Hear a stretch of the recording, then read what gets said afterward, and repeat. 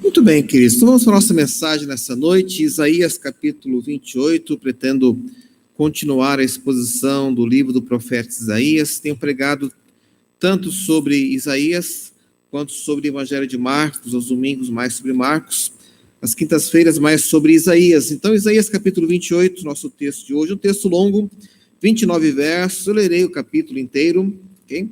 E o que está no centro do texto, que é talvez a grande mensagem, os irmãos verão, versículo 16, quase bem na metade do texto, né? São 29 versos, o 16 entendo ser o principal, uma profecia que terá o seu pleno cumprimento no Senhor Jesus Cristo, a pedra provada, bem firme, fundada, e aquele que crer não será confundido. Isaías capítulo 28, eu farei leitura, acompanhe seu texto, por favor. Esta é a palavra de Deus.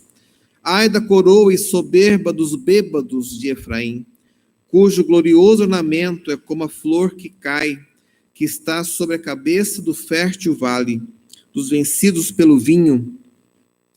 O Senhor mandará um homem valente e poderoso, como uma queda de saraiva, uma tormenta de destruição, e com uma tempestade de impetuosas águas que transbordam, ele violentamente a derrubará por terra.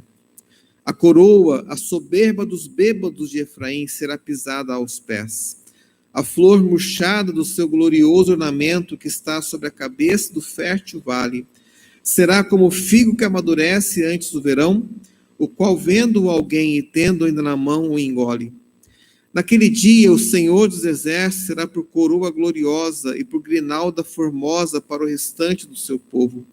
Ele será espírito de justiça para o que se assenta a julgar, e fonte de fortaleza para os que fazem recuar a batalha até a porta. Também estes erram por causa do vinho, e com a bebida forte se desencaminham. Os sacerdotes e os profetas erram por causa de bebida forte, e são absorvidos pelo vinho. Desencaminham-se por causa da bebida forte, andam errados na visão e tropeçam no juízo. Todas suas mesas estão cheias de vômitos e de imundícia, e não há nenhum lugar limpo. A quem se ensinaria o conhecimento, e a quem se daria a entender a mensagem, ao desmamado e ao arrancado dos seios? Porque é preceito sobre preceito, regra sobre regra, um pouco aqui, um pouco ali. Pelo que por lábios estrangeiros e por língua estranha Deus falará a este povo, ao qual disse: este é o descanso, dai descanso ao cansado, e este é o refrigério, mas não quiseram ouvir. Assim, pois, a palavra do Senhor lhes será preceito sobre preceito, regra sobre regra, um pouco aqui, um pouco ali, para que vão e caiam para trás, e se quebrantem, e se enlacem, e sejam presos. Portanto, ouvi a palavra do Senhor, homens escarnecedores, que dominais este povo que está em Jerusalém. Dizeis: fizemos aliança com a morte, e com o inferno fizemos um acordo. Quando passar o dilúvio do açoite, não chegará a nós, pois pusemos a mentira por nosso refúgio, e debaixo da falsidade nos escondemos. Portanto, assim diz o Senhor: vede, assentei em Sião uma pedra já provada, pedra preciosa de esquina, que está bem firme e fundada. Aquele que crer não será confundido. Colocarei o juízo como a linha de medir, e a justiça como um prumo. A saraiva varrerá o refúgio da mentira, e as águas cobrirão o esconderijo. A vossa aliança com a morte será anulada, e o vosso acordo com o inferno não subsistirá. Quando o dilúvio do açoite passar, sereis oprimidos por ele. Todas as vezes que passar, vos arrebatará. Todas as manhãs passará, e todos os dias e todas as noites. Será puro terror, o só compreender tal notícia. A cama é tão curta que ninguém pode se estender nela. O cobertor tão estreito que ninguém se pode cobrir com ele. O Senhor se levantará como no monte Perazim, e se irará como no vale de Gibeon, para fazer a sua obra, a sua estranha obra, e para executar o seu ato, o seu estranho ato. Agora não mais escarneçais, para que vossos grilhões não se façam mais fortes. Da parte do Senhor Deus dos exércitos, ouvi um decreto da destruição determinada sobre toda a terra. Inclinai os ouvidos e ouvi a minha voz, atendei bem e ouvi o meu discurso. Lavra todo dia o lavrador para semear, ou sulca e esterroa todo dia a sua terra? Quando já tem nivelado a sua superfície, não espalha o endro, não semeia o cominho, não lança nela o trigo em leiras, ou cevadas no devido lugar, ou a espelta na margem? O seu Deus o ensina e o instrui acerca do que há de fazer. Não se trilha o endro com instrumento de trilhar, nem sobre o cominho passa roda de carro. Como a vara se sacode o endro e o cominho com um pau. O trigo deve ser moído para se fazer pão, mas não é trilhado continuamente. Embora passe ele sobre as rodas do seu carro, não moem os seus cavalos. Tudo isso procede do Senhor dos exércitos, maravilhoso em conselho e grande em sabedoria. Muito bem, até esse versículo, texto longo, né? Mas muito interessante, há muitas lições aqui. E antes de continuarmos, meus irmãos, vamos repetir nosso texto de sempre, o verso 18, Salmo 119, todos juntos? Desvenda os meus olhos, para que eu contemple as maravilhas da tua lei. Pai, aqui estamos e fazemos deste verso a nossa oração. Precisamos da iluminação do teu Espírito Santo. Sem teu Espírito, não iremos saber aquilo que o Senhor quer nos dizer essa noite. Tem misericórdia de nós. Abençoa o teu povo. Oramos em nome de Jesus Cristo. Amém. Meus irmãos, o capítulo 28 de Isaías é uma grande repreensão que Deus dá à liderança do povo do reino de Judá, especialmente o reino do sul. Veja o que fala verso 14, especialmente. Portanto, verso 14, ouvi a palavra do Senhor, homens escarnecedores, que dominais este povo que está em Jerusalém. Então, a palavra especialmente contra a liderança da nação de Judá, aqui em Jerusalém, citado o reino do sul. E Deus fala algo muito, muito importante, especialmente para aquela liderança. E Deus fala que iria destruir a confiança que eles tinham em outros reinos. Deus deixaria que os inimigos invadissem aquela nação. E Deus, então, daria juízo àquela terra. É uma palavra de juízo contra a liderança religiosa e política da nação de Judá. Aquela liderança, conforme está descrito aqui em Isaías capítulo 28, tinha 3 características, né? Eram 3 erros que eles cometiam, que são citados aqui por Deus por meio do profeta Isaías. Quero falar primeiramente esses 3 erros, depois quero falar sobre aquilo que Deus iria fazer então naquela nação. Vejamos aqui primeiramente os 3 erros que Deus fala sobre aquele povo. Primeiro erro, primeira característica, é que fala que aquela liderança era uma liderança dominada pela carne. Os irmãos viram aqui várias vezes no texto a ideia de que eles estavam caindo no erro da bebida. Vocês estão ficando bêbados pelo vinho e pela bebida forte. Nós temos isso várias vezes aqui no texto. Vejamos primeiramente versículo 1. Ai da coroa, né, da liderança, a soberba dos bêbados de Efraim, cujo glorioso ornamento é como a flor que cai, que está sobre a cabeça do fértil vale dos vencidos pelo vinho. Deus claramente fala, então, sobre essa questão. Veja o versículo 7. Também estes erram por causa do vinho, e com a bebida forte se desencaminham. Os sacerdotes e os profetas erram por causa da bebida forte, e são absorvidos pelo vinho. Veja a liderança espiritual aqui colocada no verso 7, né? Os sacerdotes e os profetas são absorvidos pelo vinho, desencaminham por causa da bebida forte, andam errados na visão e tropeçam no juízo. Verso 8, uma ilustração terrível: as suas mesas estão cheias de vômitos e de imundície, não há nenhum lugar limpo. Deus está dizendo que aquela liderança religiosa, aquela liderança política do reino de Judá, do reino do sul, estava entorpecida pelo vinho. O que isso significa? Primeiramente, é uma algo literal. De fato, estavam ali dominados pelo vinho, dominados pela bebida forte, e estavam errando a palavra do Senhor, que eram dominados pela carne. Essa questão aqui do vinho, da bebida forte, é tanto algo literal.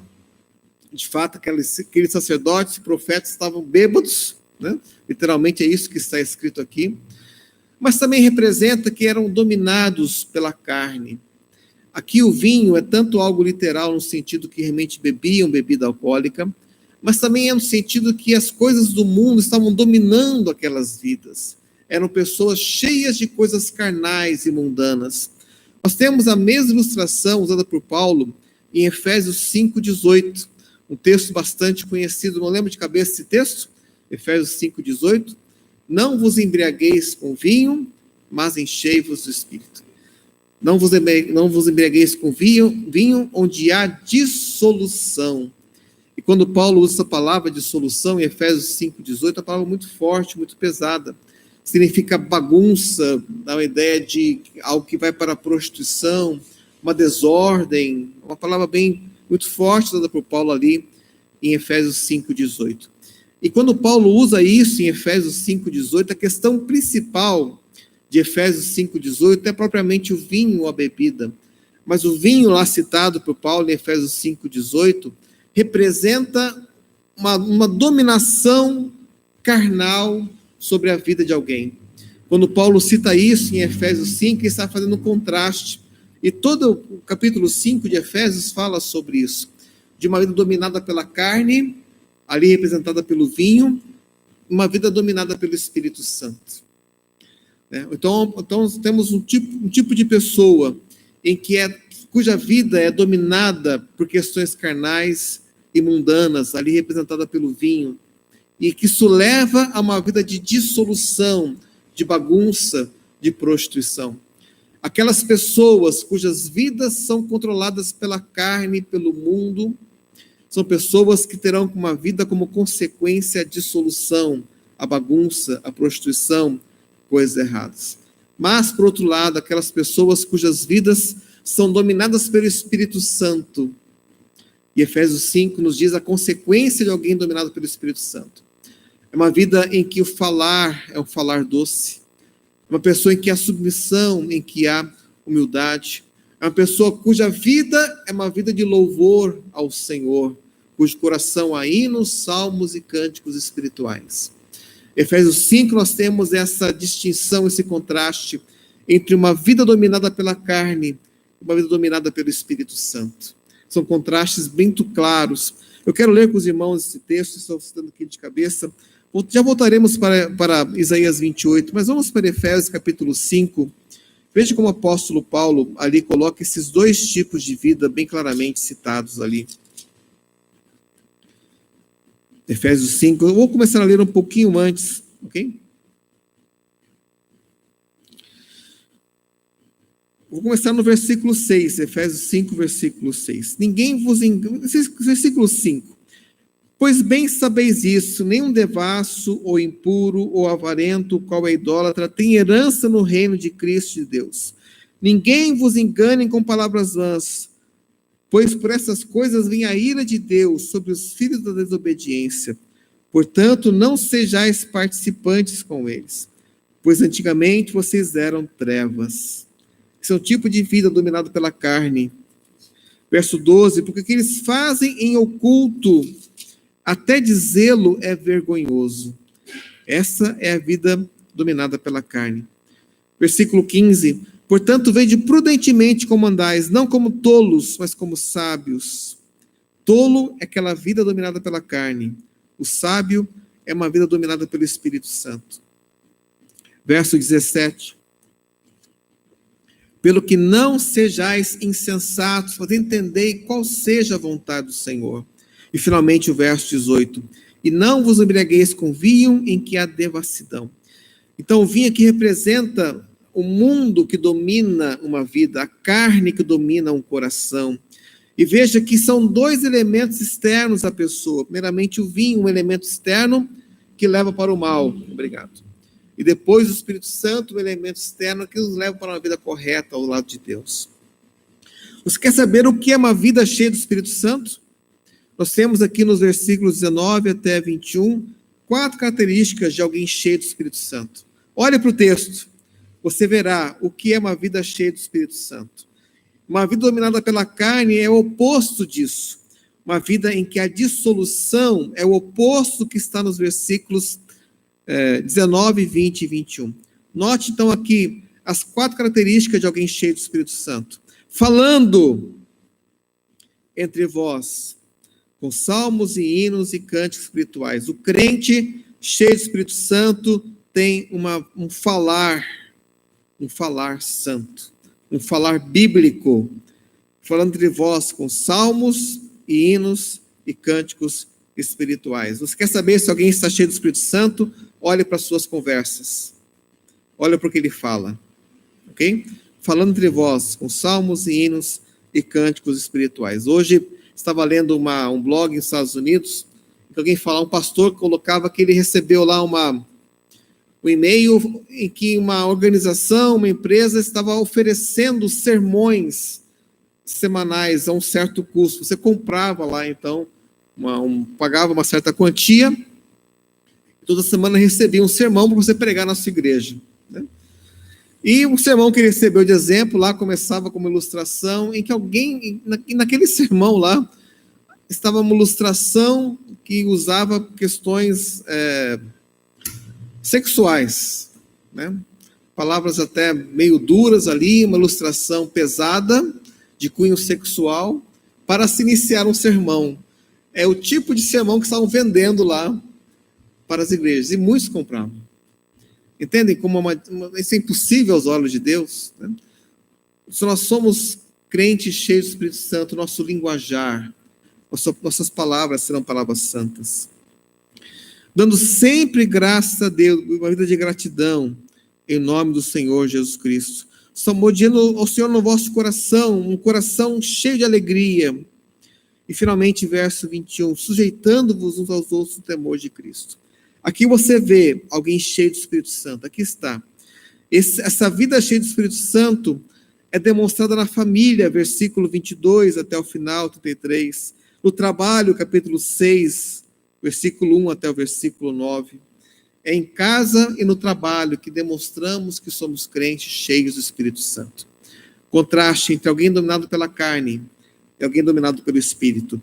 Volte para Isaías capítulo 28, lá você vê que aquela liderança religiosa, a liderança política era uma liderança dominada pela carne, dominada pelo álcool, dominada pelo vinho, pela bebida forte, e eles erravam. Verso 7, desencaminham-se por causa da bebida forte. Como que a liderança religiosa iria ensinar o povo a palavra de Deus, se eles próprios eram dominados pela carne? Não tinha jeito. Essa era a primeira característica daquela liderança, daquele povo. O primeiro erro deles, eram dominados pela carne. O segundo erro que nós temos aqui, capítulo 28 de Isaías, sobre aquela liderança política e religiosa, meus irmãos, é que eles não aprendiam o mandamento de Deus. Isso está ligado ao primeiro erro, obviamente, porque eles estavam cheios da carne e não podiam aprender o mandamento de Deus. Nós temos isso no versículo 9 em diante. A quem se ensinaria o conhecimento? E a quem se daria a entender a mensagem? Ao desmamado? Ao arrancado dos seios? Né? Ou seja, que a liderança não conseguia aprender. Então, para quem iremos ensinar? Para os pequenininhos? Para os bebezinhos? E aqui, então, Isaías usa uma expressão que nós entendemos essa expressão, que era um ditado daquele tempo, que se falava sobre como ensinar os pequenos. Uma repetição, preceito sobre preceito, verso 10. Regra sobre regra, um pouco aqui e um pouco ali. Também temos o verso 13. A palavra do Senhor será como se ensinasse aos pequenininhos. Tem que falar bem devagarzinho para os pequenos, né? Repetindo sempre, preceito sobre preceito, regra sobre regra, um pouco aqui e um pouco ali. Era um ditado que mostrava como se ensinava os pequenos, os desmamados, as criancinhas da escola bíblica dominical. E era assim que estava sendo feito para aquele povo, porque eles não conseguiam entender a palavra do Senhor. Veja que fala também em verso 11: pelo que por lábios estrangeiros e por língua estranha Deus falará a este povo. O que são esses lábios estrangeiros? Aqui Isaías está dizendo que o povo assírio, mais para frente nós temos isso colocado, iria invadir o povo de Judá. E aquela liderança religiosa que era tardia para entender a vontade de Deus. Aquele povo que tinha que ser tratado como criança, que não conseguia ouvir a palavra do Senhor, que não aprendia a palavra do Senhor. Para aquele povo tinha que ser assim, devagarzinho, um pouquinho aqui, um pouquinho ali. Essa era a palavra que ele estava dando. Aquele povo, já que não queria aprender a palavra de Deus, aquele povo que não conseguia entender o mandamento de Deus, seria ensinado por um povo de língua estranha. Eles chegariam ali, e a destruição que esse povo de língua estranha faria no meio do povo, aí sim eles iam entender que o juízo de Deus havia chegado sobre aquela nação. Já que vocês não querem entender, já que vocês querem ser dominados pela carne, já que vocês querem ficar no vinho, já que vocês não conseguem ter entendimento para ouvir a palavra de Deus, então virá um povo de língua estranha, virá uma nação estranha, entrará aqui, e aí então vocês vão entender o que é a palavra do Senhor. Vocês estão tardios em ouvir a palavra de Deus, então aprenderão do jeito mais duro, da dificuldade. Aí vocês vão entender o que é de fato a palavra do Senhor. É uma palavra então aqui de juízo contra aquela nação, uma palavra dura para aquele povo. É esse o texto que Paulo utiliza em 1 Coríntios 14 para explicar a questão das línguas. Temos falado sobre isso, igreja, já tenho falado já capítulos 12, 13 e 14 de Coríntios, o pastor Reis tem falado, tem em alguns estudos bíblicos também colocado essa questão em particular, que assim como era um juízo na época de Isaías, também era um sinal de juízo naquele primeiro século para pessoas que ouviam e não entendiam a palavra ensinada. Especialmente para os judeus, capítulo 14, Paulo fala isso de Coríntios, né? Aquela nação que havia recusado a palavra de Deus, e agora estava ouvindo em outras línguas as maravilhas do Senhor. Essa é a comparação que Paulo ali faz, capítulo 14. Então, primeiro erro, estavam dominados pela carne. Segundo erro, não queriam ouvir, não conseguiam entender a palavra de Deus. E o terceiro erro, a terceira característica daquele povo, daquela liderança religiosa, era o orgulho. Nós temos isso aqui colocado, meus irmãos, quando fala versículo 15. Aquela liderança religiosa falava: nós fizemos aliança com a morte e com o inferno fizemos acordo. Quando chegar o dilúvio, nós não seremos afetados. O que isso significa? O que isso quer dizer aqui, dentro do contexto, capítulo 28?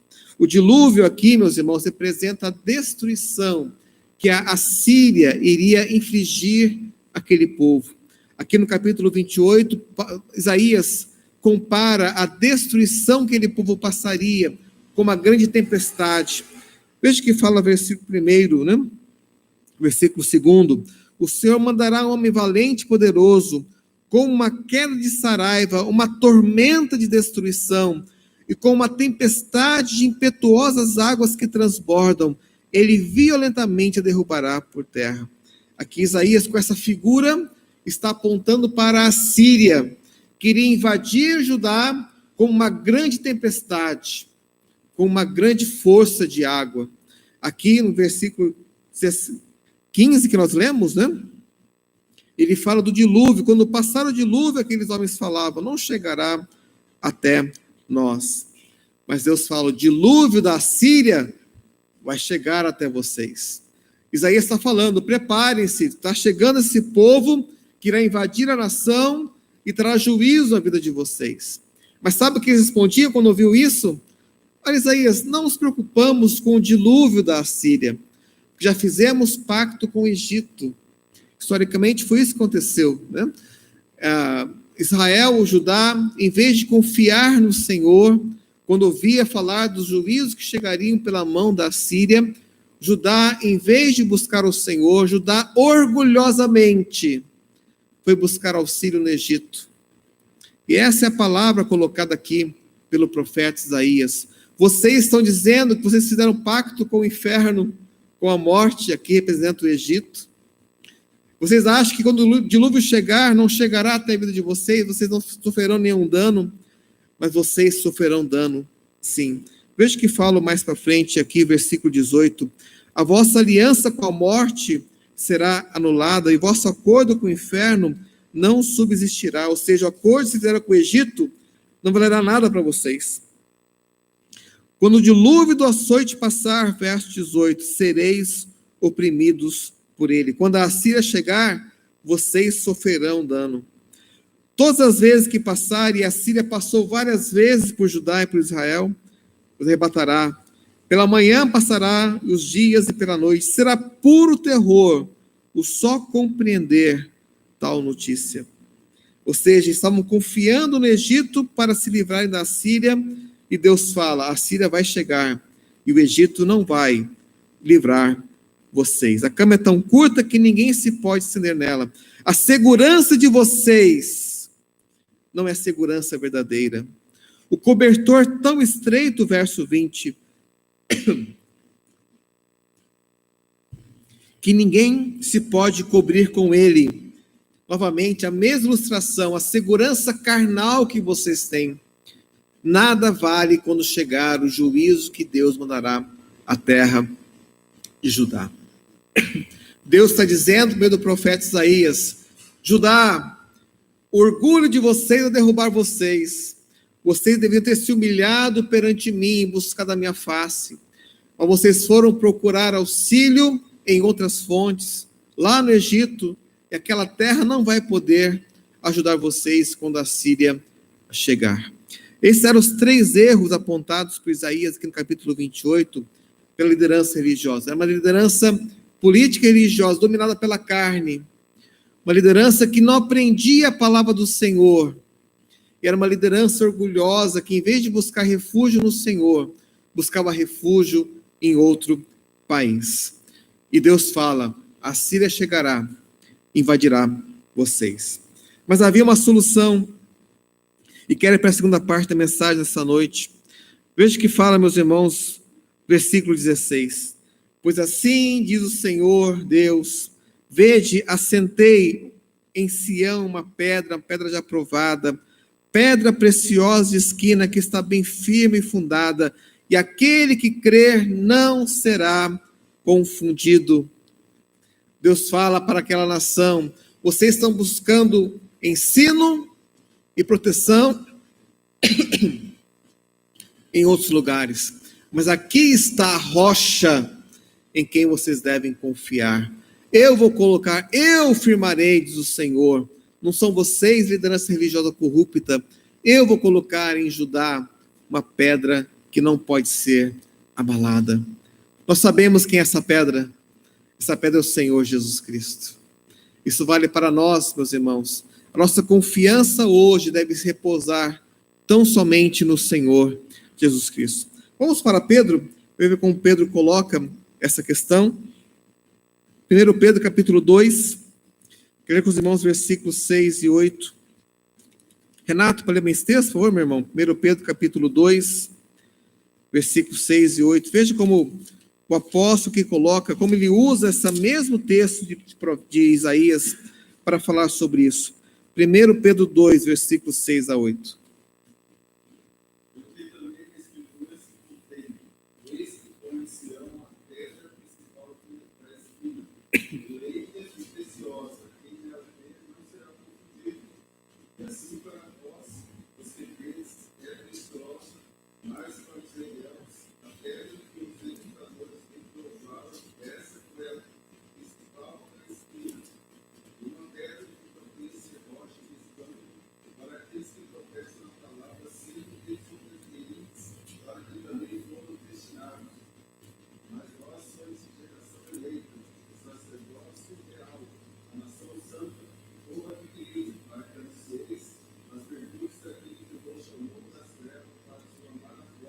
Muito bem, Cristo é a pedra angular, Cristo é a pedra eleita, versículo 6, e preciosa, e quem crer em Cristo não será confundido.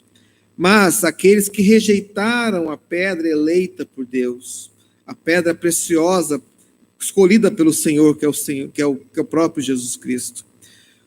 Para os descrentes, a pedra que os edificadores rejeitaram, essa foi posta como a principal da esquina. E uma pedra de tropeço, rocha de escândalo, versículo 8. Tropeçaram porque são desobedientes à palavra. Para aqueles que creem em Jesus, Cristo é a pedra angular, eleita, preciosa, sobre quem a nossa vida está construída. Mas para os descrentes, para aqueles que rejeitam a palavra do Senhor, Cristo é a pedra de escândalo, a pedra que faz cair. E Deus fala em Isaías 28, como fala aqui em 1 Pedro, que ele próprio firmou essa pedra. Deus escolheu Jesus para ser o homem, o nosso Salvador, o Deus que se fez homem, que é o nosso próprio Salvador. Também aqui em Pedro, como Isaías fala, vocês têm que ouvir essa palavra, têm que prestar atenção à palavra que está sendo pregada. Aquela liderança corrupta, cheio da carne, cheio do homem, cheio de pecado, que não ouvia a palavra de Deus, orgulhoso, que procurava refúgio em outro lugar. Mas Deus apontou o verdadeiro Salvador, que é Jesus Cristo. Voltemos para Isaías 28, quero terminar aqui a exposição do capítulo, e no final do texto, Isaías usa uma ilustração. Veja Isaías 28, verso 23. Inclinai os ouvidos e ouvi a minha voz, atendei bem e ouvi o meu discurso. O povo deveria ouvir a palavra de Deus.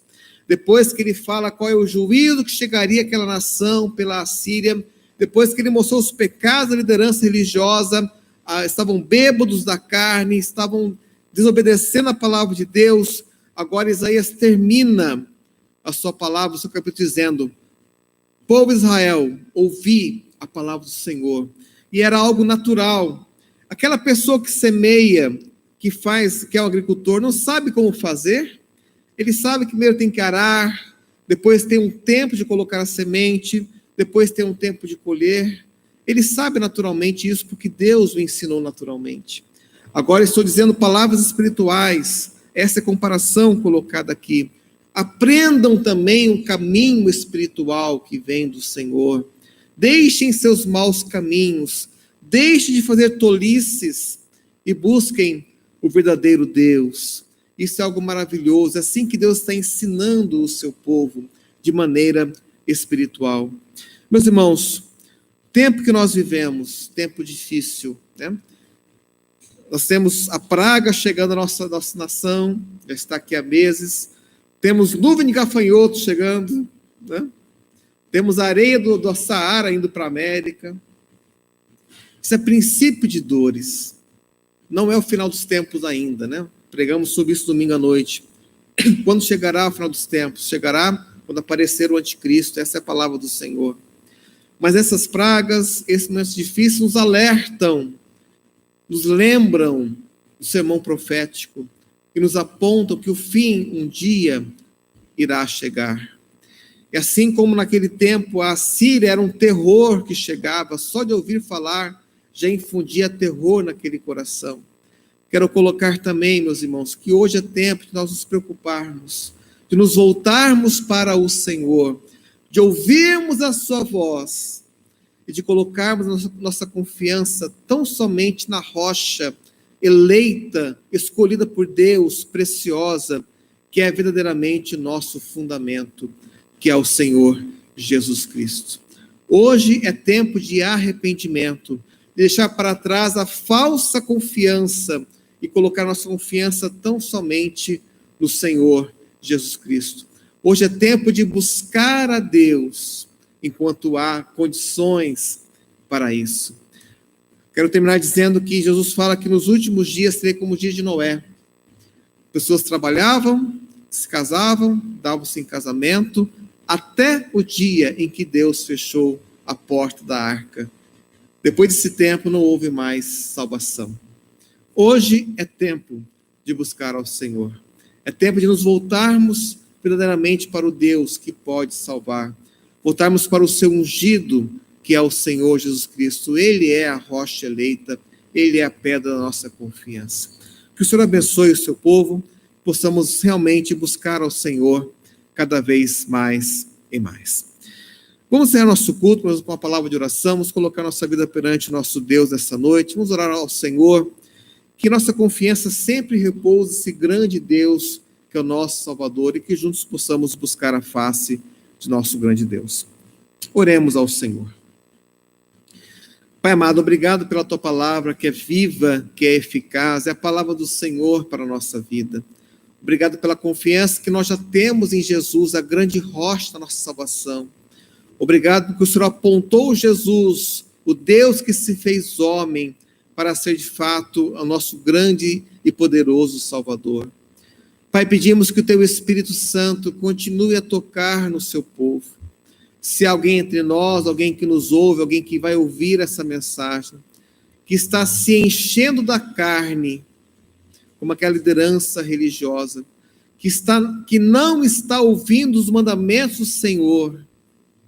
Talvez haja alguém orgulhoso, cuja confiança não está em Deus e na sua palavra, mas em coisas carnais e passageiras. Senhor, que teu Espírito abra esse coração, abra esses olhos, para que coloque a sua confiança verdadeiramente em Jesus Cristo. Pai amado, eu quero ainda interceder ao Senhor por cada pedido feito nessa noite, por cada pessoa que está aqui com suas questões particulares e pessoais, que o Senhor, com o teu Espírito, abençoe grandemente essa vida. Declaramos que nós dependemos e confiamos no Senhor. Não queremos ser como esse povo aqui citado em Isaías 28, que confiava na morte e no inferno, confiava no Egito. Declaramos que nós confiamos no Senhor. O Senhor é a nossa rocha, o Senhor é a nossa verdadeira salvação. Abençoa o teu povo que passa por lutas e dificuldades. Abençoa os enfermos, os que sentem dores, os que estão ansiosos em relação ao amanhã. Deus, abençoa grandemente. Aqui estamos buscando a face do Senhor. Aqui estamos buscando o teu poder em nossa vida, meu Pai amado. E aqui declaramos que a nossa confiança repousa em Ti. Abençoa o teu povo que está aqui, que nos ouve. É a nossa oração em nome do Senhor Jesus Cristo. Amém e amém. Queridos, estamos então assim nosso culto, né? Louvamos o Senhor por cada vida que está aqui. Pastor Reis, na palavra final, meu aviso, quero colocar. Então é isso, meus queridos, possamos ir em paz. Teremos domingo de manhã aqui 9 horas para o estudo da palavra do Senhor e também à noite para o culto. Qualquer aviso diferente, mandaremos pelo WhatsApp. Quem não faz parte, nos avise para que possamos colocar também assim os irmãos, ok? Deus abençoe a todos. Fique na paz de Deus. Obrigado.